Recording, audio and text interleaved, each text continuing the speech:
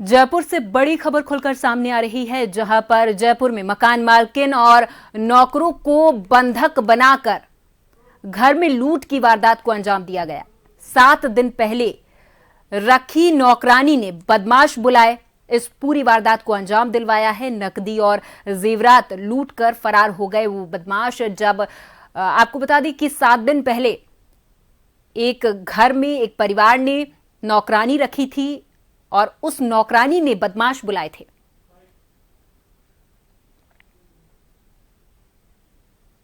घटना तो वो उनको सर्वेंट को बांध गए और कोई एक सर्वेंट ने गेट खोल के कोई जने आए और बांध के सब वो सामान ले गए। अब वो तो उनको जब होश आएगा तब पता चलेगा।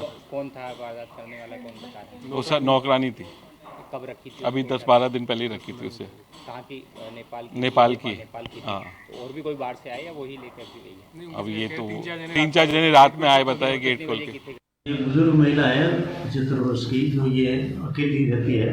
2 नौकर इनके पहले थे और तीसरी नौकरानी नेपाली एक अभी इन्होंने 7 तारीख को रखी। उसका कोई आईडी वगैरह ली नहीं, कोई रेफरेंस भी नहीं लिया। उस नेपाली महिला ने 2 और साथी रात को बुलाए और गेट खोल के इनके हाथ पाँव बांध दिए और बाकी का सामान सारा बैग में भर के और निकल गए। कितना सामान, कितना कैश? वो अभी रिपोर्ट आ रही है, घर वाले देखेंगे कि उनका क्या क्या गया है, उनसे करते। जिस वक्त से घटनाक्रम हुआ उस वक्त कौन कौन मौजूद था? और उनके 2 नौकर मौजूद थे और एक महिला थी। और इस खबर पर हमारे साथ हमारे संवाददाता विवेक अधिक जानकारी के साथ फोन लाइन पर जुड़ गए हैं। विवेक, एक घर जहां पर एक नौकरानी जिसे 7 दिन पहले रखा गया, उसने बदमाश बुलाए और पूरे घर को बंधक बनवाया और उसके बाद उस घर से लूट की वारदात को अंजाम दिया गया। हालांकि ये पुलिस अपील करती है कि जब भी कोई नौकर या नौकरानी रखे उस वक्त वेरिफिकेशन करवाना बेहद जरूरी है। तो कहां लापरवाही रह गई और इस पूरी वारदात में कितनी लूट हुई है, कितने लोग वहां पर मौजूद थे, बदमाश कितने पहुंचे हुए थे? पूरी खबर पर विस्तार से जानकारी दीजिए विवेक।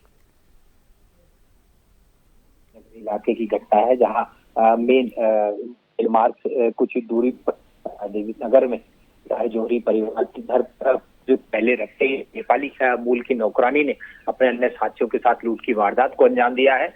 घटना सोमवार देर रात करीब 11:30 बजे की बताई जा रही है, जहां 4 दिन पहले ही जौहरी परिवार ने एक नौकरानी नेपाल मूल की जो है अपने घरेलू कामकाज के लिए रखी थी और घर में एक बुजुर्ग महिला अकेली रहती थी। साथ ही उनके पुराने एक नौकर दंपत्ति जो है वो भी घर में साथ रहा करते थे। रात साथियों को बुलाया और घर में मौजूद लोगों को मारपीट बंधक बनाकर घर में लेकर फरार हो गए।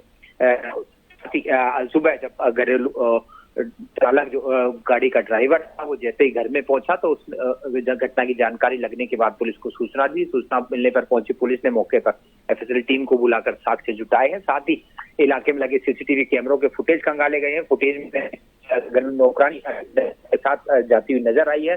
टैक्सी में बैठकर आरोपी फरार हुए हैं। ऐसे में उनके संभावित ठिकानों पर पुलिस टीमें जो है वो रवाना की गई है। साथ ही करीब 1 हफ्ते के भीतर ये दूसरी ऐसी वारदात है जहां नेपाली नौकरों ने जो है घर में लोगों का बड़ी मात्रा में नकदी और ज्वेलरी जो है वो पार की है। कुछ दिनों पहले आदर्श नगर इलाके में भी ऐसी वारदात को अंजाम दिया था, जहां नेपाल मूल का घरेलू नौकर घर में लोगों के मौजूद नहीं रहने पर अपने साथियों को बुलाया, घर में लाखों रुपए की नकदी ज्वेलरी लेकर फरार हो गया था।